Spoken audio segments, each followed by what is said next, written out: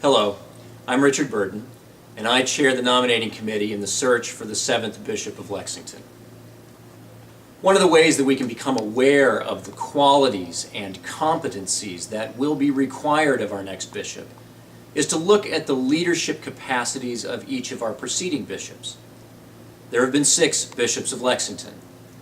Each of them faced their own challenges. Each of them brought their own vision. And each of them built on the foundations laid by their predecessors. At each of our diocesan Holy Conversations, members of the leadership team brought this history to life in a fun way by portraying each of the 6 preceding bishops. This was done under the direction of Dr. Kay Collier McLaughlin, our Deputy for Leadership Development and Transition Officer. Tonight, we are going to try to get a little bit straight. Tim, are our visitors ready out there? You think you see our visitors? Oh my goodness, it's Bishop Burton. My name is Louis William Burton. I am the first Bishop of Lexington. I served the diocese from 1896 to 1929. My priorities when we began the new diocese, separating from the Diocese of Kentucky, was the organization of the diocese and the training of the clergy and laity to be officers and work effectively on its various boards and committees, and to will the various geographical sections of the diocese together so that each realizes that they have a common share, a privilege, and a responsibility with the other parts of the diocese. I created our motto and seal, its clasped hand symbolic of the state's motto. Our motto, striving together for the faith of the gospel. My sermons are biblically based and often stress my convictions about ecumenism and the importance of both the diocesan and the national affairs of our church. I am a low churchman, doctrinally and liturgically, conservative in almost every aspect of life. I wear my rochet and shamir only on special occasions. My customary ecclesiastical dress is cassock and surplice. I set forth the terms by which Christ Church Lexington would operate as my cathedral. In addition to my diocesan duties, I would be the chief pastor and director of the cathedral, and the cathedral would become the chief working organization for missionary, charitable, and educational affairs of the diocese. I'm passionate about missionary outreach to all parts of my jurisdiction, stressing the importance of carrying the gospel in its beauty and purity to parts of our broad diocese where it has never before been carried. Bishop Abbott, the 2nd Bishop of Lexington. Welcome, Bishop Abbott. I am Henry Pryor Allman Abbott, the 2nd Bishop of Lexington. I served the diocese from 1929 to 1945. I came to Kentucky from Chicago, Illinois, where the newspapers reported that I had taken a vow of poverty, leaving a salary of $20,000 a year and one of the most influential churches in the denomination to take charge of a missionary diocese with few self-supporting congregations at a salary of $5,000 per year. I did not expect, however, that the Great Depression would arrive 6 months after my consecration. Some believe me to have high church leanings. Others simply find me too different in temperament and personality from the previous bishop. The vestry of the cathedral and I have had our share of disagreements, culminating in the disestablishment of Christ Church as the cathedral. Twice I've considered resigning over internal conflicts. However, I am aware that I do have support and encouragement in the diocese and in the larger church. I am sought after as a preacher across the country and in Canada. I am also a teacher and hold teaching and preaching missions inside and outside the diocese. Twice I have served as the unpaid rector of the Church of the Good Shepherd in Lexington in their times of need.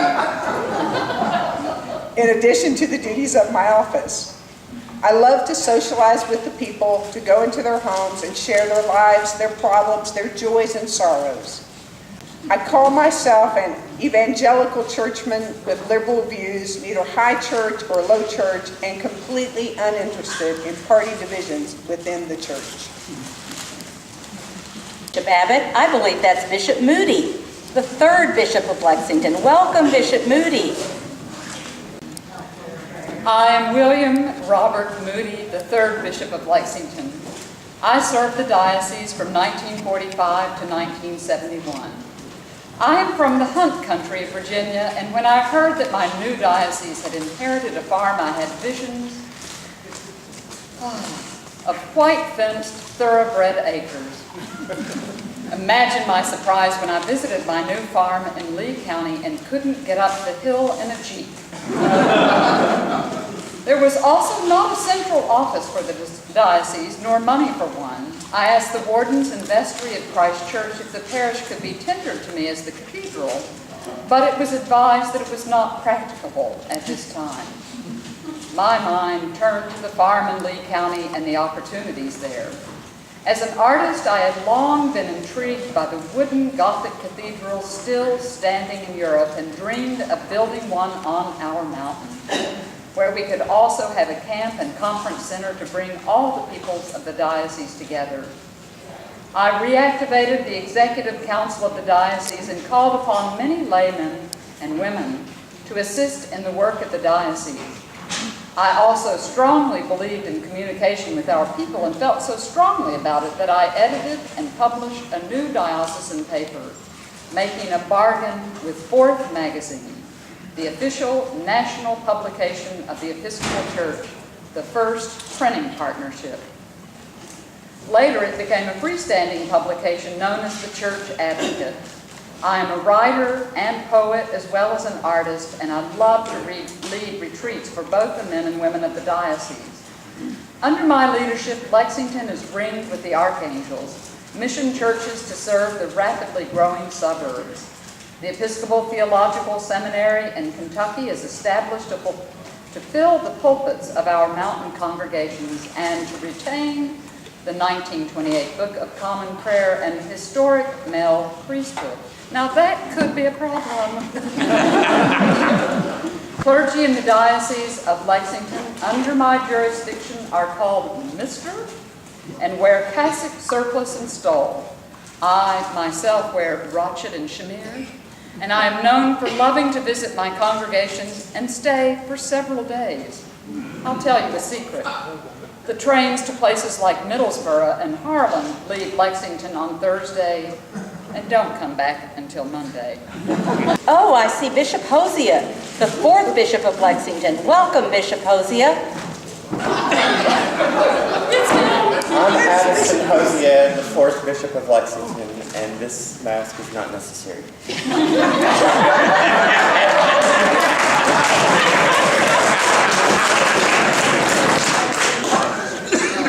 I served the diocese from 1970 to 1985. I was rector of St. John's Church in Versailles when I was nominated from the floor of the electing convention, and sat quietly by while the laity fought for my election, which came at the end of an 11-hour session in which the church doors were locked until the election was announced.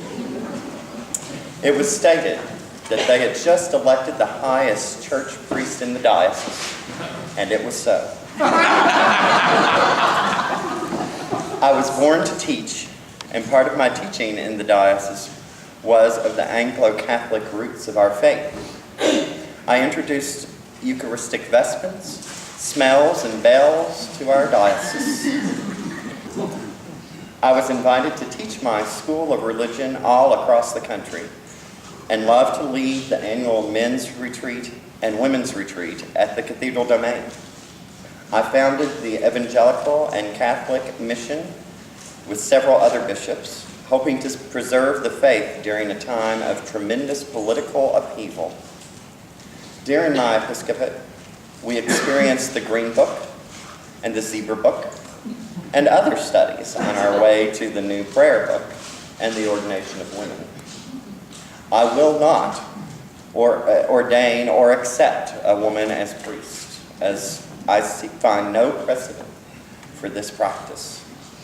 The cathedral domain and St. George's Day are dear to my heart. I feel strongly about representation on all diocesan bodies from the furthest places in the diocese, and such missionary endeavors as Barnes Mountain and St. Agnes House. One of my dreams has been the creation of a strong diocesan family, and that the church know that the buttons we wear, which state the Diocese of Lexington, a good place to be, is true. Yeah, I believe I see Bishop Wimberly, the 5th Bishop of Lexington, coming. Don Adger Wimberly, the 5th Bishop of Lexington. I served this diocese from 1985 until 2000. I am the first modern bishop of this diocese. If you want the purple shirt, you need to tell me you want the bishop to show up. Otherwise, you're going to get Don. During the walkabouts, I was asked if I would ordain a woman. I said I would not ordain a woman because she was a woman, but I would ordain the first qualified woman. And I did. Lots of other changes have been happening around here as well. The Episcopal Theological Seminary in Kentucky was closed, and I moved the diocesan offices up the street to the old seminary building. Changed the makeup, authority, and purpose of the Executive Council, giving it the authority to carry out policies and programs and to become the interim legislative body of the diocese in the same way that the National Executive Council functions in the larger church. I served the church on the national level and was a candidate for presiding bishop. I was also nominated to be bishop in several other dioceses as well. I made the Advocate a truly independent, professional newspaper, which has won many national awards. Christ Church once again became the cathedral of the diocese in 1989, and we moved the diocesan offices downtown, where I hoped we would collaborate in ministry. I call myself a moderate. The diocese sees me as a liberal.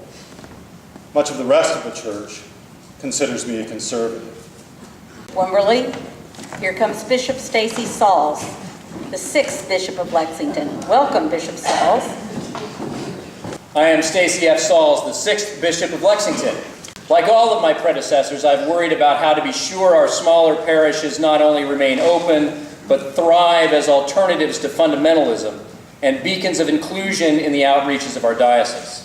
We've started the Small Church Ministry Consortium and then the Network for Pastoral Leadership and Congregational Development, which have become models across the country, but much more importantly are giving new life and hope in their communities. Before I was elected bishop, Ginger and I were considering a call to be missionaries, and that passion for mission is a driving force of my life and episcopate. Giving our treasure away is the motto I have brought to the diocese, and I love the way you each are doing that in your parishes, as well as in efforts such as Reading Camp, not just locally, but across the country and the world. I spend as much time as I can at the cathedral domain and with our young people. And oh yes, all of the candidates for bishop were told that they would have to find new diocesan offices. And so, after a long search with the Executive Council, Mission House became our home, and home to much mission and ministry in the diocese. One of my passions has been for building healthy interactions among all of our people, whether we agree with each other or not. We continue to give our treasure away in Haiti and Eldoret and in South Africa, in the Philippines and Japan. To me, mission and ministry are about living into the adventure of God's call to us. We give all of our bishops a big round of applause.